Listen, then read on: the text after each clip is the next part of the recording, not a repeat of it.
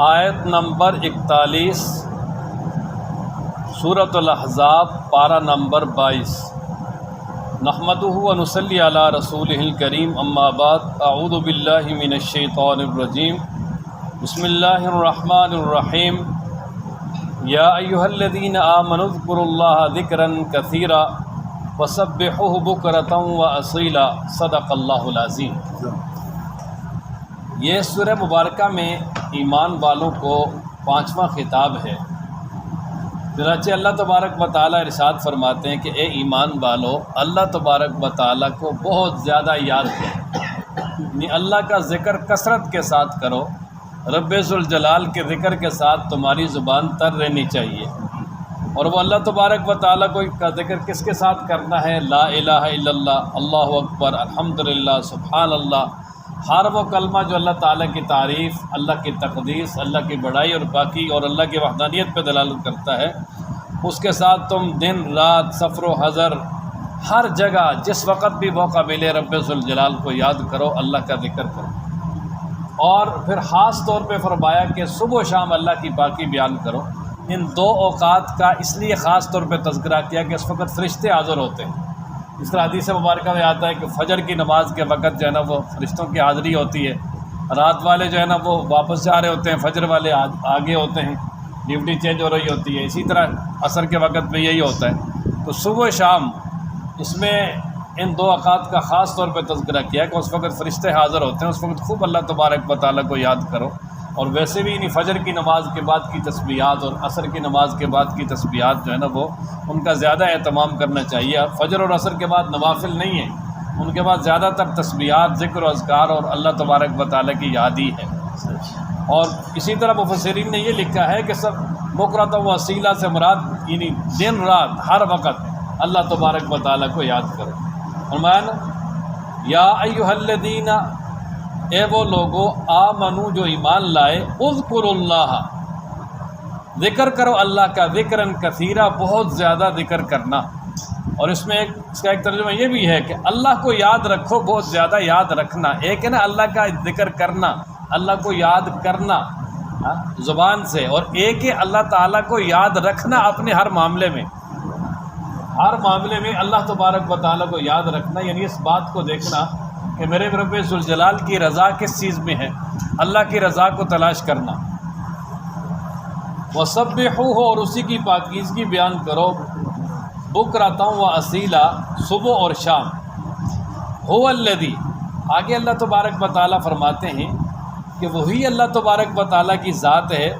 جو مومنین پہ بہت مہربان ہے اور ان پر مسلسل اپنی رحمتیں نازل فرماتا ہے۔ اور پھر اللہ تبارک و تعالیٰ اپنی رحمت کے ساتھ ہی انہیں کفر و شرک اور گمراہی کی تاریکیوں سے نکال کر ہدایت کی روشنی کے ساتھ منور کرتا ہے۔ اور پھر فرمایا کہ جو فرشتے ہیں وہ بھی مومنوں کے لیے اللہ تبارک و تعالیٰ سے رحمت کے نزول کی دعا کرتے ہیں، یعنی فرشتے بھی جو ہے نا وہ رحمت بھیجتے ہیں۔ یعنی فرشتوں کی طرف جب اس کی نسبت ہو تو اس سے مراد ہے یعنی اللہ تبارک و تعالیٰ سے رحمت کے نزول کی دعا کرنا اور استغفار کرنا، کہ اللہ تبارک و تعالیٰ مومنین پہ مسلسل رحمتیں نازل فرماتے ہیں، اور پھر مومنین کے اچھے اعمال اور ان کی نیکیوں کو دیکھ کر فرشتے بھی اللہ تبارک و تعالیٰ سے التجا کرتے ہیں کہ یا اللہ ان پہ اپنی رحمتیں نازل فرما دو۔ اور آگے انشاءاللہ آ جائے گا کہ فرشتے جو ہے نا وہ باقاعدہ ایمان والوں کے لیے اللہ تعالیٰ سے دعا کرتے ہیں اور اللہ تبارک و تعالیٰ سے التجا کرتے ہیں کہ یا اللہ ان کی بخشش فرما، ان کو عذاب سے بچا اور ان کو ہدایت پہ قائم فرما۔ فرشتوں کی جو ہے نا وہ دعائیں مومنین کے لیے ہر وقت رہتی ہیں۔ اور میں نے جمعے میں ایک پورا موضوع بیان کیا ہے کہ 10 قسم کے خوش نصیب لوگ ایسے ہیں کہ جن کو فرشتوں کی دعائیں نصیب ہوتی ہیں۔ تو فرمایا نا هو الذی، وہی تو ہے، یصلی علیکم، جو رحمتیں نازل فرماتا ہے تم پر، وملائکتہ، اور اس کے فرشتے بھی رحمت کے نزول کی دعائیں کرتے ہیں، اس کے فرشتے بھی رحمت نازل کرتے ہیں، یعنی اللہ تعالیٰ سے رحمت کے نزول کی دعائیں کرتے ہیں۔ کیوں؟ لیخرجکم من الظلمات، تاکہ وہ نکالے تم کو اندھیروں سے الی النور، روشنی کی طرف۔ ظلمات جمع ہے کفر و شرک اور گمراہی کے اندھیروں سے ایمان کی روشنی کی طرف۔ وَكَانَ بِالْمُؤْمِنِينَ رَحِيمًا، اور ہے اللہ تبارک و تعالیٰ مومنین کے ساتھ بہت زیادہ رحم کرنے والا۔ اور یہ لفظ رحمان اور رحیم میں ایک فرق یہ بھی بیان کیا گیا ہے کہ رحمان یہ عام ہے، کافر مومن سب پہ رحم کرنے والا اور دنیا آخرت میں رحم کرنے والا، اور رحیم یہ اللہ کی صفت خاص ہے کہ صرف مومنین پہ رحم کرنے والا اور صرف آخرت میں رحم کرنے والا۔ تو فرمایا وَكَانَ بِالْمُؤْمِنِينَ رَحِيمًا، کہ اللہ تبارک و تعالیٰ مومنین کے ساتھ بڑا رحیم ہے کہ آخرت میں بھی اللہ تعالیٰ ان پہ خصوصی اپنی رحمت اور خصوصی مہربانی نازل فرمائیں گے۔ تو جب اللہ تبارک و تعالیٰ ہی بڑے مہربان ہیں تو پھر فرمایا کہ مومنوں کو بھی چاہیے کہ وہ اللہ تبارک و تعالیٰ کی جو ہے نا وہ خوب عبادت کریں۔ اب یہ کہ آگے فرمایا کہ تحیتہم یوم یلقونہ سلام، کہ ان کی سلامی یا ان کا استقبال ہوگا اس دن جس دن اللہ سے ملاقات کریں گے، سلام کے ساتھ۔ اب یہ کہ جس دن اللہ تعالیٰ سے ملاقات کریں گے اس دن ان کا استقبال ہوگا سلام کے ساتھ، تو اس سے کون سا وقت مراد ہے؟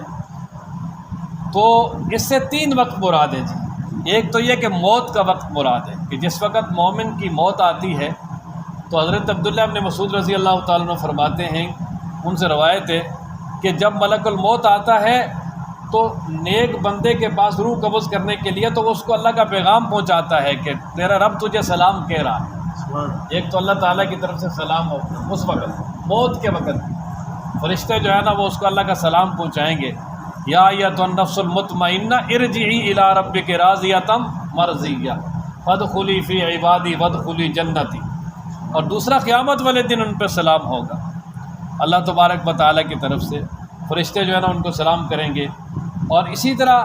یعنی جنت میں داخلے کے وقت، تیسرا وقت کہ جب جنت میں داخل ہوں گے اور جنت میں پھر ان کا آگے استقبال ہوگا، جو فرشتے ان کو سلامیاں دیں گے،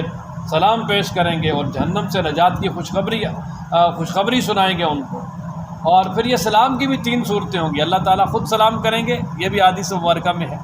اور اسی طرح فرشتے جو ہے نا وہ اللہ تبارک و تعالیٰ کی طرف سے سلام کریں گے ان کو، اور پھر جنت میں جب داخل ہوں گے تو وہاں بھی ایک دوسرے کو سلام کریں گے، مومن بھی۔ تو یہ سلامتی ہوگی اللہ تبارک و تعالیٰ کی طرف سے، یہ بہت بڑا انعام ہے رب ذوالجلال کی طرف سے۔ اور پھر فرمایا کہ اللہ تبارک و تعالیٰ نے ان کے لیے بڑا اجر تیار کر رکھا ہے، اجر عظیم۔ اب اجر عظیم سے مراد جو ہے نا وہ جنت کی اعلیٰ قسم کی نعمتیں ہیں جو اللہ تعالیٰ نے ایمان والوں کے لیے تیار کی۔ فرمایا نا تحیتہم، ان کی سلامی ہوگی یوم، اس دن یلقونہ، جس دن وہ اللہ سے ملیں گے، سلام کے ساتھ ہے کہ ان کو سلام کیا جائے گا، السلام علیکم، سلام علیکم طبتم سلام قولا من رب الرحیم وعد لہم، اور اللہ تعالیٰ نے تیار کیا ان کے لیے اجرن عظیمہ، اجرن کریمہ، بڑا ہی عمدہ اور اعلیٰ اجر۔ یا ایھا النبی انا ارسلناک شاہدا ومبشرا ونذیرا، یہ نبی پاک صلی اللہ تعالیٰ علیہ وآلہ وسلم کو اس سورہ مبارکہ میں 5واں خطاب ہے، اور اس میں اللہ تبارک و تعالیٰ فرماتے ہیں کہ میرے پیغمبر، ہم نے آپ کو شاہد، مبشر، نذیر اور اللہ کی طرف بلانے والا اور سراج منیر بنا کے بھیجا ہے۔ یہ نبی پاک صلی اللہ علیہ وسلم کی چند صفات کا یہاں پر تذکرہ کیا۔ اب سب سے پہلی صفت ہے شاہد۔ اب شاہد جو ہے نا، اس کا شاہد بنا کے بھیجا ہے، یعنی گواہ بنا کے بھیجا ہے، اور اس شہادت کی جو ہے نا وہ یعنی اس کی صورت یہ ہے کہ اس کائنات کا خالق، مالک اور معبود برحق صرف اللہ ہے، اور دوسرا یہ ہے کہ اس کی الوہیت اور اس کی حاکمیت اور اس کی ربوبیت میں کوئی بھی شریک نہیں ہے۔ یہ ہے رسول اللہ صلی اللہ علیہ وسلم کی گواہی۔ اور پھر یہ نبی پاک صلی اللہ تعالیٰ علیہ وآلہ وسلم کی یعنی جو گواہی ہے یہ 3 طرح پہ ہوگی۔ نمبر 1، یعنی جو اللہ کا پیغمبر ہے وہ اس کائنات کا جو نظام ہے، رب ذوالجلال کے نظام کو دیکھ کر خود اس نتیجہ پہ پہنچتے ہیں کہ وہ یعنی اللہ تبارک و تعالیٰ کی ان تمام الوہیت اور ان تمام چیزوں کے شاہد اور گواہ بن جاتے ہیں۔ اور بعض دفعہ اللہ تبارک و تعالیٰ ان کو ملکوت السماوات والارض کی سیر بھی کراتے ہیں، تاکہ جس چیز کے وہ داعی بننے والے ہیں اس کا ان کو عین الیقین ہو جائے۔ ایک تو یہ صورت ہوگی، اور دوسری یہ ہے کہ جو ان کی دعوت ہے اس دعوت پہ سب سے پہلے ان کا اپنا عمل ہے، یعنی جو انبیاء علیہ الصلاۃ والسلام دعوت دیتے ہیں تو سب سے پہلے اس پر عمل کر کے وہ عملی نمونہ پیش کر کے اس پر گواہ اور شاہد بنتے ہیں۔ اور تیسری صورت یہ ہوگی کہ نبی پاک صلی اللہ علیہ وسلم قیامت والے دن اپنی امت کے حق میں اور پہلی امتوں کے خلاف گواہی دیں، اور اس کی پوری تفصیل احادیث مبارکہ میں ہے کہ جب اللہ تبارک و تعالیٰ کے دربار میں ساری امتیں، سارے انبیاء یعنی حاضر ہوں گے تو اللہ تبارک و تعالیٰ پہلی امتوں سے پوچھیں گے کہ کیا تم تک تمہارے انبیاء نے دین پہنچایا ہے؟ وہ کہیں گے نہیں۔ اللہ تعالیٰ انبیاء سے پوچھیں گے ہاں جی تم نے دین پہنچایا؟ وہ کہیں گے جی ہمارا بالکل دعویٰ ہے، ہم نے تو دین پہنچایا ہے، ہم نے کوئی کمی نہیں کی، پورا مکمل دین پہنچایا ہے۔ تو اللہ تبارک و تعالیٰ فرمائیں گے پھر دعوے پہ کوئی گواہ بھی ضروری ہے، تو تمہارا گواہ کون ہے اس مسئلے پر؟ تو آپ علیہ الصلوۃ والسلام نے فرمایا کہ پھر امت محمدیہ گواہی دے گی انبیاء کے حق میں کہ یا اللہ ان تمام انبیاء نے سچ کہا ہے، اپنا دین مکمل پہنچایا ہے۔ اور پھر نبی پاک صلی اللہ تعالیٰ علیہ وآلہ وسلم اپنی امت کے حق میں گواہی دیں گے کہ میری امت نے یہ سچی گواہی دی ہے، حقیقتاً بات یہ ہے کہ کسی نبی نے اپنے منصب نبوت میں کوئی کوتاہی نہیں کی۔ اور پھر امتوں کی طرف سے جرح کیا جائے گا کہ یہ تو بعد میں آئے، یہ کس طرح گواہی دے سکتے ہیں؟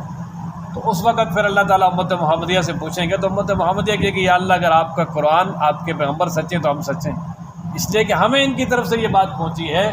کہ اللہ کے کسی نبی نے اپنے منصب نبوت میں کوئی کمی چھوڑی نہیں۔ تو یہ تین طرح کی نبی پاک صلی اللہ تعالیٰ علیہ وآلہ وسلم کی شہادات ہوں گی۔ اور اسی طرح شاہد کے ایک معنی مفسرین نے کیا ہے کھول کے بیان کرنے والا، یہ اللہ تبارک و تعالیٰ کی طرف سے جو حکم ہے نا اس کو مکمل طور پہ واضح کر کے بیان کرنے والا، جس میں کوئی کسی قسم کی کمی نہیں چھوڑی جاتی۔ اور اسی طرح دوسری صفت مبشر، یعنی ایمان والوں کو بشارت دیتے ہیں کہ جو ان کی مصائب کی تکلیفیں ہیں وہ جلدی ختم ہونے والی ہیں، دنیا میں بھی اللہ فتح دیں گے اور آخرت میں تو اللہ تبارک و تعالیٰ کی طرف سے بہت بڑے انعامات ہوں گے۔ ونذیر، کافروں کو ڈر سنانے والے ہوں گے کہ ان کی یہ ساری چہل پہل دنیا میں بھی ختم ہو سکتی ہے، اگر دنیا میں ختم نہ ہوئی تو آخرت میں تباہی اور بربادی ہے ان کے لیے۔ اور اللہ کی طرف بلانے والے ہوں گے اللہ کے حکم سے، اور سراج منیر، روشن چراغ، اس سے مراد یعنی جو ہے نا وہ جس طرح سورج ہے پوری دنیا کو روشن کرنے والا ہے، رسول اللہ صلی اللہ تعالیٰ علیہ وآلہ وسلم سراج منیر ہے کہ اللہ تبارک و تعالیٰ نے جو نور ہدایت دیا ہے اس کے ساتھ پوری دنیا کو روشن کرنے والا۔ یا ایھا النبی، اے نبی صلی اللہ علیہ وسلم، انا، بے شک ہم نے، ارسلناکا، ہم نے بھیجا ہے آپ کو، انا ارسلناکا، بے شک ہم نے بھیجا ہے آپ کو، شاہداں، گواہی دینے والا بنا کر یا کھول کر ہر چیز کو بیان کر دینے والا بنا کر، ومبشراً، اور خوشخبری سنانے والا، ونذیراً، اور ڈر سنانے والا، وداعیاً، اور دعوت دینے والا، اللہ، اللہ کی طرف، باذنہ، اللہ کی اجازت اور حکم سے، وسراجا منیرا، اور روشن اور واضح چراغ بنا کے بھیجا ہے۔ وبشر المؤمنین بان لهم من اللہ فضلا کبیرا، آگے فرمایا کہ آپ ایمان والوں کو خوشخبری سنائیں کہ وہ ایمان والے کہ جو آپ کے لائے ہوئے دین پر مکمل طور پہ ایمان بھی رکھنے والے ہیں اور عمل پیرا بھی ہیں، فرمایا ان کو آپ خوشخبری سنا دیں کہ ان پر اللہ تبارک و تعالیٰ کا بہت بڑا فضل ہے، یعنی اللہ تعالیٰ آخرت میں ان پہ بھی بڑا فضل فرمائیں گے اور دنیا میں بھی بہت بڑا فضل ہے۔ اور دنیا میں فضل کبیر کیا ہے؟ فضل کبیر یہ ہے کہ اللہ تعالیٰ نے آخری امت بنایا اور محمد رسول اللہ کی امت بنایا۔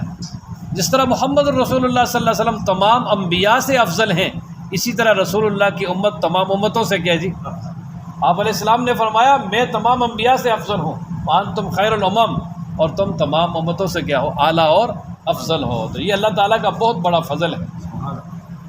اور آگے فرمایا کہ جو کافر اور منافق ہیں ان کی بات نہیں ماننی۔ ظاہر ہے کافر اور منافقوں کی ہمیشہ کوشش یہ ہوگی کہ دین کے معاملے میں نرمی کی جائے، کمپرومائز کیا جائے، کچھ چیزیں چھوڑی جائیں، اور کچھ یعنی وہ یہ چاہتے ہیں کہ ہمارا خیال کیا جائے اور ہمارے ساتھ کمپرومائز کیا جائے، ہماری بات مانی جائے۔ اور خاص طور پہ جو اللہ تعالیٰ کی طرف سے احکامات زمانے جاہلیت کی رسموں کو توڑنا، ان کو نہ توڑا جائے، نہ ختم کیا جائے، جاہلیت کے سارے رواجات چلتے رہیں، تو ظاہر ان کی خواہشات تو یہ ہیں۔ اس لیے اللہ تعالیٰ نے فرمایا کہ ان کی پیروی نہیں کرنی، بات نہیں ماننی، اور فرمایا جو وہ تکلیف دے رہے ہیں، تکلیفیں پہنچا رہے ہیں، اس کو نظر انداز کریں، اس کو برداشت کریں، کوئی بات نہیں، کرنے دیں، اور اللہ پہ بھروسہ کریں اللہ تبارک و تعالیٰ کافی ہے کارساز ہونے کے اعتبار سے کہ رب ذوالجلال یعنی آپ کو ہر مقام پہ کامیاب کریں گے، اور اللہ تعالیٰ نے پھر کامیاب کر کے دکھایا بھی، فرمایا نا وَبَشِّرِ الْمُؤْمِنِينَ، اور خوشخبری سنائیے ایمان والوں کو کہ بِأَنَّ لَهُمْ، کہ بے شک ان کے لیے من اللہ، اللہ کی طرف سے فضلاً کبیرہ، بہت بڑا فضل ہے۔ اللہ تبارک و تعالیٰ کا بڑا فضل ہے کہ رب ذوالجلال نے محمد رسول اللہ کی امت میں پیدا کیا، اور دوسرا یہ کہ اللہ تبارک و تعالیٰ مالی اعتبار سے بھی بڑی وسعت عطا کریں گے۔ وَلَا تُطِعِ الْكَافِرِينَ وَالْمُنَافِقِينَ، اور نہ پیروی کیجیے کافروں اور منافقین کی، یعنی کافرین اور منافقین کی بات نہ مانیں۔ وَدَعْ أَذَاهُمْ، اور چھوڑ دیں آپ ان کی تکلیفوں کو، یعنی ان کی تکلیف جو پہنچاتے ہیں وہ آپ کو، ان کو نظر انداز کریں اور برداشت کریں۔ وَتَوَكَّلْ عَلَى اللَّهِ، اللہ پہ بھروسہ کریں، کیوں؟ وَكَفَى بِاللَّهِ وَكِيلًا، کافی ہے اللہ تبارک و تعالیٰ کارساز ہونے کے اعتبار سے۔ یا ایھا الذین آمنوا، اب اس سورہ مبارکہ میں یہ ایمان والوں کو چھٹا خطاب ہے، اور اللہ تبارک و تعالیٰ نے یہاں ایک شرعی مسئلہ بیان کیا ہے۔ وہ مسئلہ یہ ہے کہ اگر کوئی شخص کسی عورت سے نکاح کرتا ہے لیکن رخصتی نہیں ہوتی،